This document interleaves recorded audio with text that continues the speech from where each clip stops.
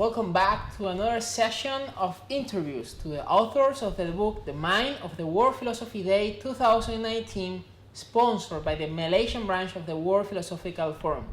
Today we are with Dr. Fadzil. Yes, nice meeting you, Carlos. Nice to meet you too. Thank you for accepting this invitation.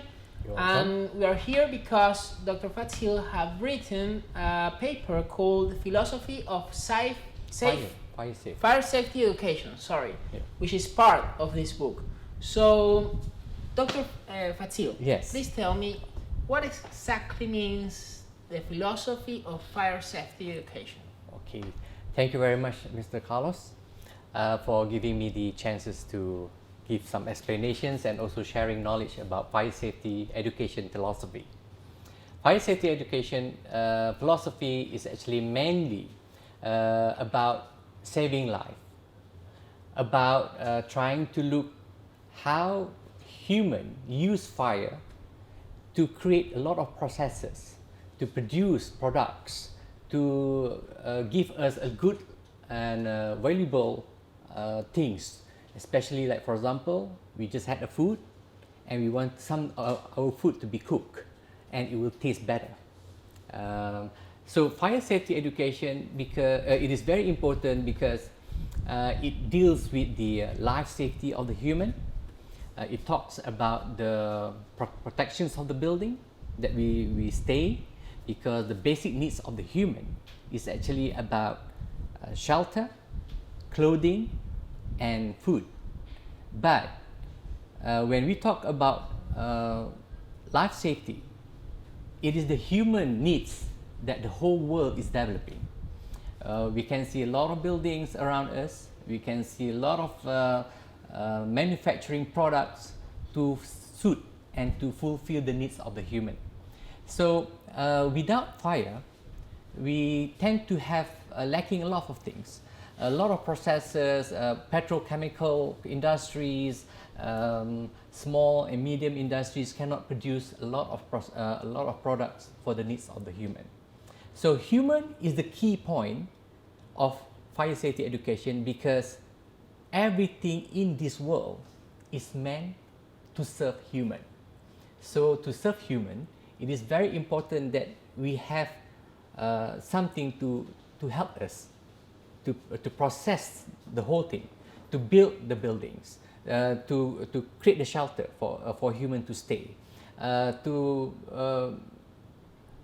help us in also looking at the continuity of the missions. For example, any industries in the world, whatever you mean by saying education, living, healthcare, shopping malls, everything, we need buildings to carry out our activities and also to produce the productivities. But without caring about the buildings that we stay, about the shelter that we build for the human needs, a lot of things can cause chaotics, can cause disasters, can stop the whole mission. So that's the reason a lot of these institutions, agencies or buildings, governments or non-governments buildings, they need to look into this matter very seriously. And that is one of the objectives of fire safety education, is to make sure the continuity of the missions sustain. There's another one important issues about fire safety education, is to look at how you can sustain the environment. Because when anything in the world can burn, it will produce smoke, it can produce heat. But smoke can be disastrous. It can affect the human heart, the breathing environment. You won't be able to work in a place that you created. Let's say, for example, in the factory, in the house, or in the office. If you can still smell, the environment is okay. It seems to be very conducive. But if the environment creates a smell, a burning smell, can you focus on what you're doing? Definitely you can't. So that is the reason why we have to sustain the total environment, whether workplaces or workstation that we have created for human.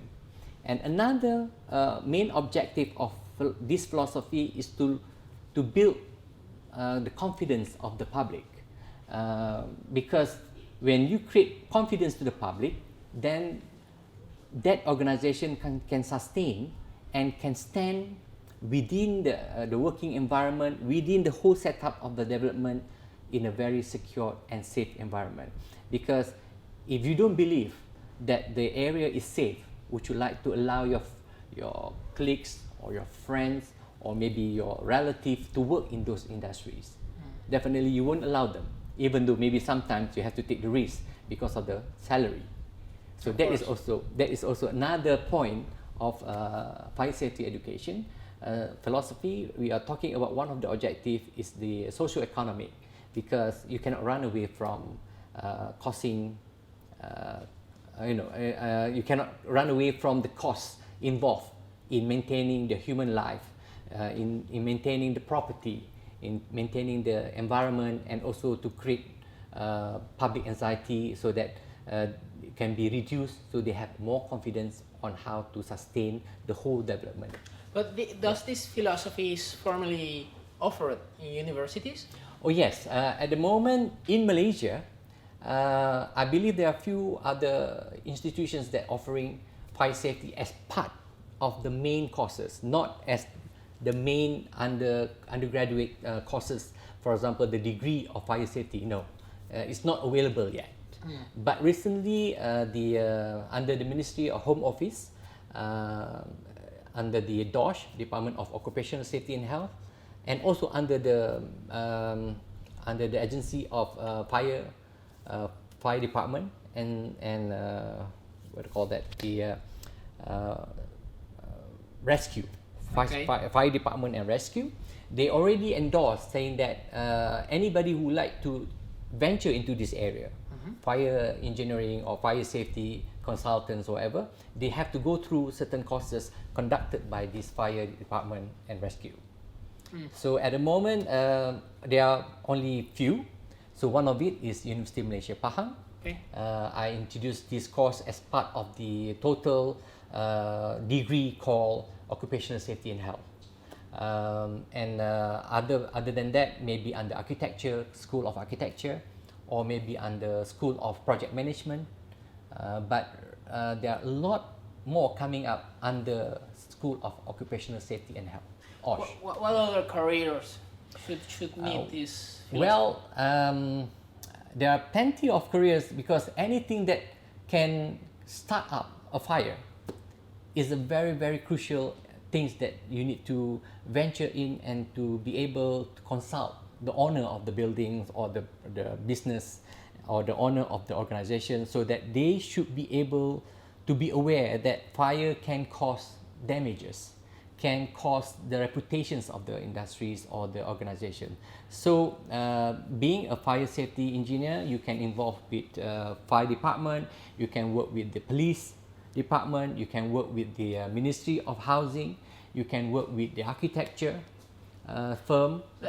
Sorry that I interrupt you, but that is the idea, right? Because fire safety engineer doesn't exist yet, right? Fire engineers in Malaysia recently is being taken by mechanical and electrical engineers. Okay. M&E. So they are the one that practicing fire engineers. Also, some of the officers that work with fire department, they are the one that handling fire engineers. We can say it's like a sort of a specialty. Yeah, it's a specialty, because you need to know the architecture part of it. You need to know the planning, how to design the whole building, because it starts from the design stage and then construction stage. After that, when everything is done, during the commission stage, and when people are using the building, sometimes they adding up things. So it could be the fire load being adding up into the buildings. So during that alteration, renovation, you have to look into what are the changes that you make into the buildings. So basically, fire engineers not only about building, also deal about forest fire, any accident, explosion, and things like that. So more people are venturing into fire engineering studies at master's and PhD level. They are more focused into certain areas. How important Yeah. is this philosophy, I don't know, to maybe bridge peace and harmony in the world? Well, how do you see the future of this philosophy? Okay, because actually when you talk about fire safety, education philosophy, it is the first thing is you are talking about human. You cannot put a price tag on a human life. Even though you buy insurance that may cost, if any accident happen, you can be paid by the insurance company certain amount of money, maybe 1 million for your life, or maybe 5 million, something like that. Yeah, maybe. But the loved ones, your parents, your relatives, your friends, they will never be able to compare whatever they get from the money with your life, because life is so valuable. So how can we create this harmony in terms of fire safety philosophy? Is actually first to look at the requirements that we are building up the whole nation. We are building up buildings, we have a good landscape, we are trying to give all sort of comfort level to the human needs. So human is the focus point. But however, because of this human nature, they tend to forget where they come from, where they're from, what is their existence in this world.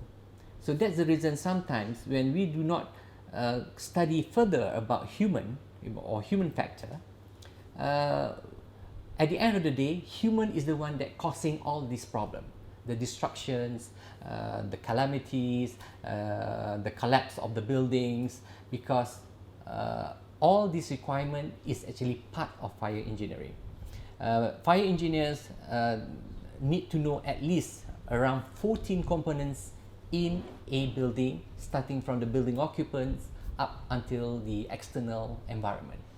And does normal engineers or architects doesn't manage those points? Well, a lot of architects nowadays, they tend to be more of in terms of creativity and innovations in terms of their design, layout, and also the usage of building materials. But they also need to venture into the fire engineering, because from knowing a bit on certain areas is not good enough. So you need to consult some fire engineers to give some ideas. What is the use of these building materials? How fast the spread of fire if you use certain materials, and whether is it suitable for certain interior design? Is it okay? Is it possible for us to use this kind of material for our finishing in the buildings? So that's the reason sometimes the structure engineers also have to really design according to the fire engineers requirement. For example, the fire resistance of the steel structure.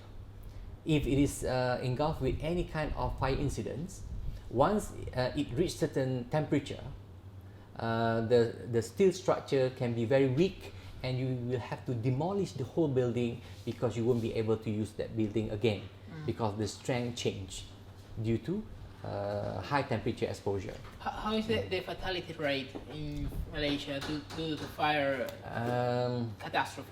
Okay, at the moment, because fire is not the only cause, because there are also some other activities that resulting fire, like for example explosion, chemical spillage, and then suddenly there's a electrical supply that created a fire somewhere because of the burning fuel available in the area. So these are the things that causing the interrelations between fire engineers and other fields. So when we talk about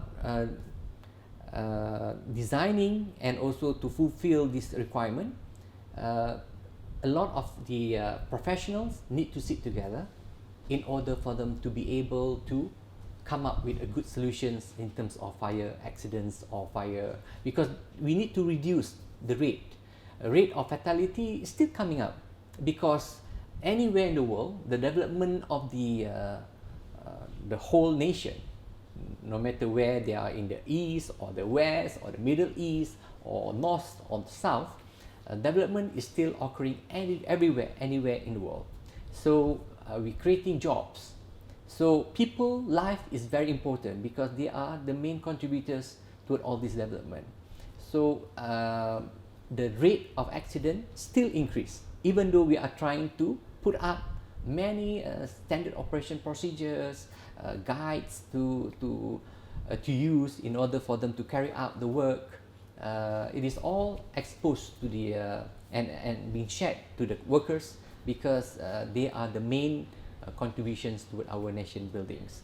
So when you talk about the fatality rates or the accident rates or injury rates, there are effort being put up to improve the whole activities, but somehow or other the rate is still growing, but not at alarming rate. Only sometimes when there's a war, for example, so the number of fatality grows up very fast. Yes. But if it is due to some normal activities, I think at the moment everywhere in the world it is growing, but not exponentially. Okay. It is under control. So that's the reason we cannot allow any simple mistakes, any horseplay at workplaces. We cannot allow people to just not serious about safety requirements. But what I think is that it's not so much about the injury rates or fatality rates, but the injury we do to the nature. I get, that's what I understand, right? This philosophy is wants to try to safeguard our environment, right? Yeah. If I may say a little bit more about this, it's actually about human. If they wanted to build and create the environment that they wanted to live in, everybody is looking for a harmonious environment. They wanted to have a very safe and secure environment. But if they themselves forget that they need to be integrity, they need to hold on to that very strongly. They need to be not greedy, because all this negativity influence within human that exists within human, that is the one that causing all these disasters that's happening around the world. Because you have to remember, before our age now, our era, so-called advanced technology, industrial 4.0, things like that, we also have the history talking about several civilizations exist in the world. For example, Harappa civilizations in India, Aztec civilizations in Mexico, maybe China, the Great China, all right, and also the Mesopotamia in so-called Iraq or the Babylon. They have reached to certain level of civilization, but due to some arrogant, greedy, maybe they stop to balance between their own life and also with the current development. They tend to think that they are the god themselves. So for those who believe in God, for all those people of the book, for example, like the Christian, the Islam, or maybe the Jewish, or even the Indian, the Hindus, or in the Buddhists, they have all the scripture. All this religion is telling human about being modest, about being, not to be greedy. They have their responsible in this life. It is not for them to just go on and on, because at the end of the day, they believe there's another hereafter. A life after someone die. So if you ask the question to the human, every single human being, they will say, where do you want to go? Is it the hell fire, or you want to go to the heaven? Everybody, I would say 100% will say heaven, because that is the best place to end up. And I think that is the end of our victory for a human, because the purpose of we being created in this world is not to just serve this world. There must be a reason why somebody is not getting the richness. Some are very poor, poverty. Some is very weak. Some is very strong. if we know and we believe that our Creator creates human for a certain purpose, then in whatever we are doing now to develop the nation, the world, building up tallest building, the fastest transportation with all the artificial intelligence and robotic in line to help and to boost the activities of the human being. But yet all these civilizations before that I mentioned is vanished. Why? Why can't they sustain? Why they can build pyramid, but not now? We don't even have the technology nowadays. But maybe we can build, but maybe cost us a lot more compared to the previous years. So at the end of the day, we have to question ourselves as a human. That's the reason the fire safety education philosophy is actually not about trying to extinguish the fire in this world, but also to avoid the fire from the hell when we pass or the crossover to the other part of our life. So at the end of the day, when you live in this world, you are working with full integrity, you are responsible, you take charge and accountable for every decisions that you make, because word is very powerful, because certain people with just simple word can cause war, can disrupt the whole thing. So they are supposed to take the responsible. So that's the reason the war criminal still ongoing sometimes after a war is ended. The world, what do you call that? The world courtroom will bring them and judge them, because at the end of the day, they are responsible. They are accountable for every action. So whatever they have done, it's not only end in this world. They cause the disruptions. They cause the collapse of the civilizations, and they kill a lot of human life. So what happened? The hereafter, there's only two places, the hell and the heaven.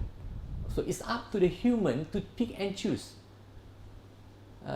There's a period of time given to them in this world to serve and to submit and to provide whatever they have.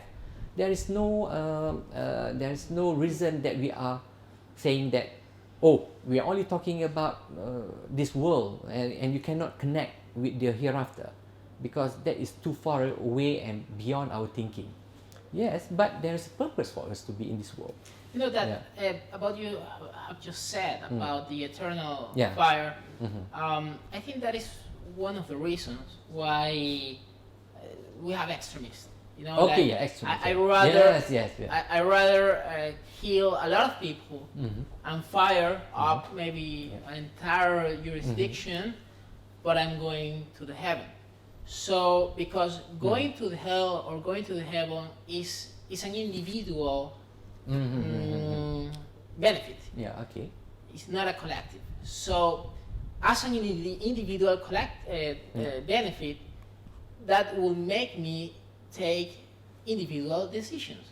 So what do you? Okay. What can you say Looking about at this, being individual, yes, we are. I mean, as universal values that we are talking about. Anywhere in this world, we have our belief, we have our guidance books, and we have our teacher, forefathers, or ancestors that taught us what is good and bad. There must be a reason why we have all this, and definitely universal value is looking at the best environment to live in. You do not want to stay with the criminal area. You do not want to deal with the people who are very weak, the disadvantages of all these people who are not having all the good things around us. Definitely everybody wants to live in a good environment, safe, secured, having all the comfort that they want. So when people are taking individual decisions, they are not the one that creating themselves. Can you pick and choose, I want this kind of eyes, I want this kind of nose, I want this kind of color on our skin when we're born? We can't even dictate what we want when we were born into this world. And how can we wanted to do any individual decision that is not affecting others. You will be judged with any good or bad decision made by every single individual. They will be tested. So that is the reason why we have heaven and hell. But in my situation, when I learned about fire, I said, yes, I've been working hard, I've been studying about all this, try to avoid and try to extinguish fire, what are the techniques to extinguish fire in this world. But suddenly it triggers me that I also have to avoid not doing mistakes that will harm others. As a result, I will end up in the hellfire when I pass away. It's a way to remember that helping avoiding fire is a way to do good. Yeah, to good. To society. Yeah. Well, that is good. We ran out of time. Okay. Doctor, the time goes flying, and it was a really good chat with you. I invite you to read the book of the mind of the World Philosophy Day and the paper of philosophy of fire safety education. So thank you, Doctor, to be here with us, and I see you next time with another interview to another author of the book. Thank you.